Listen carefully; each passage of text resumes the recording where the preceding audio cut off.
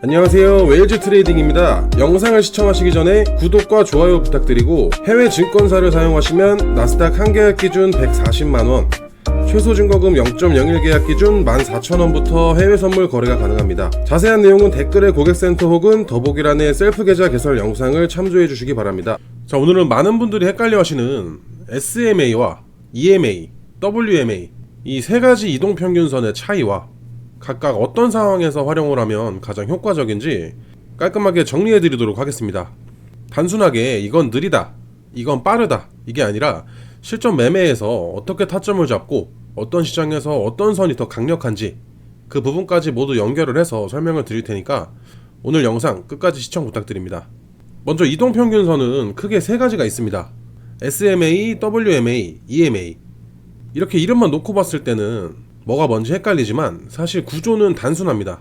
이 세 가지의 공통점은 이 가격을 평균을 냈다는 거예요. 그런데 이 세 개의 차이점은 과거의 데이터를 얼마나 중요하게 보느냐, 이 차이입니다. 자, 첫 번째는 SMA입니다. 가장 기본적인 이동평균선이에요.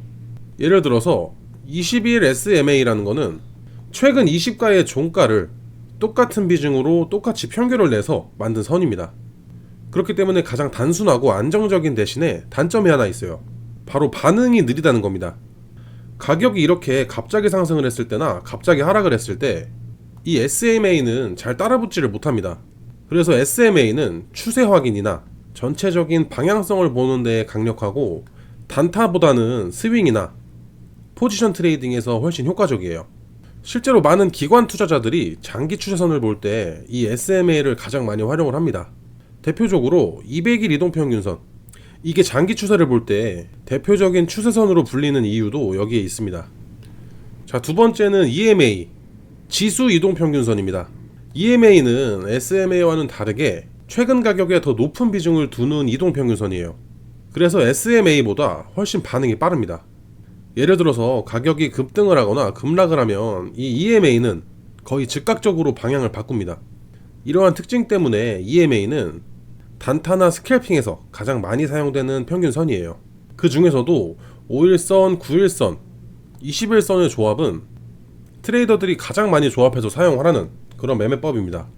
가격이 EMA 위에 위치를 하고 있는지 또는 EMA의 3개의 선이 정배열이냐 역배열이냐에 따라서 이러한 조건으로 추세의 방향과 진입 타점을 판단하기가 좋습니다. 자, 세 번째는 WMA입니다. 가중 이동평균이라고 불립니다. 이것도 마찬가지로 최근 가격에 더 비중을 두지만 EMA보다 반응성이 더 강해요. 말 그대로 가장 공격적인 형태의 이동평균선입니다.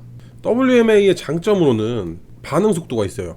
EMA보다 훨씬 빠르게 움직이기 때문에 눌림을 강하게 캐치하거나 스캘핑에서 이런 순간적인 방향 변화를 하는데 아주 강력합니다.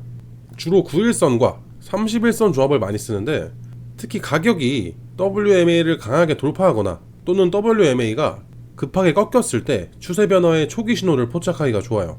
다만 단점도 있습니다. 신호가 너무 빠르다 보니까 오히려 가짜 신호도 더 많아져요.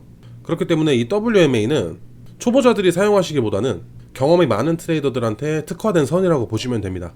자, 지금 설명드렸던 3개의 이동평균선은 각각 따로 사용하는 것보다 시장 상황에 맞춰서 사용을 했을 때 제일 강력합니다.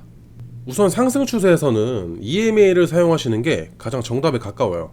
상승 추세는 속도가 나오고 모멘텀이 연속되기 때문에 이런 구간에서 SMA를 사용했을 때는 너무 느리고 WMA를 사용했을 때는 너무 민감하기 때문에 상승 추세 속에서는 EMA를 활용해서 20일 EMA, 60일 EMA의 조합을 가장 많이 사용합니다. 가격이 21선 위에서 지지를 반복한다면 그건 상승 흐름으로 판단을 할 수가 있고, 21선을 이탈했다가 60일선에서 반등을 했다면 눌림 매수 구간으로 이런 식으로 사용을 가장 많이 해요. 반대로 하락 추세, 역추세 매매에서는 SMA가 유리합니다. 하락장에서는 상승장보다 흔들림이 많고 노이즈가 심해요.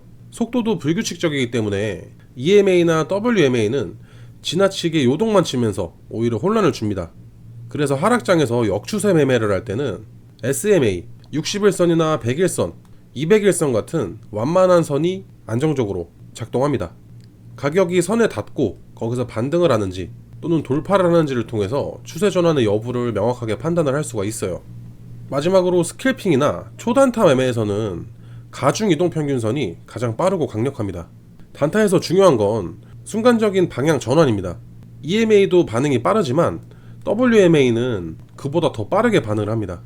그래서 스캘핑 매매를 자주 하시는 분들은 9일 WMA를 설정을 해서 9일선을 이탈을 했을 때 빠른 숏 진입을 하거나 9일선을 재돌파했을 때 숏 포지션을 청산하는 식으로 매매를 해요. EMA보다 반응이 빠르기 때문에 손절이나 익절도 정확하게 나오게 됩니다. 자, 정리해보자면 결론적으로는 한 가지만 고집하지 말고 시장 상황에 맞춰서 사용을 하라는 겁니다. 세 가지 이동평균선 중에 정답은 없지만 상황에 맞는 선택은 있어요. 장기 추세를 판단할 때는 SMA를 사용하고, 추세 매매나 스윙 매매를 할 때는 EMA를 사용을 하고, 초단타 매매를 할 때는 WMA를 사용을 하면 됩니다. 이렇게만 기억을 해도 승률은 확연히 달라지게 될 거예요. 이동평균선을 단순한 선으로 보지 말고 각각 어떤 목적을 위해 만들어졌는지를 이해하고 적용을 하다 보면 타점도 선명해지고 잘못된 진입도 자연스럽게 줄어들게 될 겁니다. 자, 오늘 영상은 여기까지입니다. 영상을 보고 궁금한 내용은 댓글을 통해서 남겨주시고, 해외 증권사 계좌 개설이나 메타트레이더 관련 문의사항은 영상 하단 더보기란에 있는 고객센터로 문의를 주시면 됩니다. 직접 셀프로 계좌 개설을 원하시는 분들께서는 더보기란에 있는 셀프 계좌 개설 영상을 시청해주세요. 지금까지 웨일즈 트레이딩이었습니다. 시청해주셔서 감사합니다.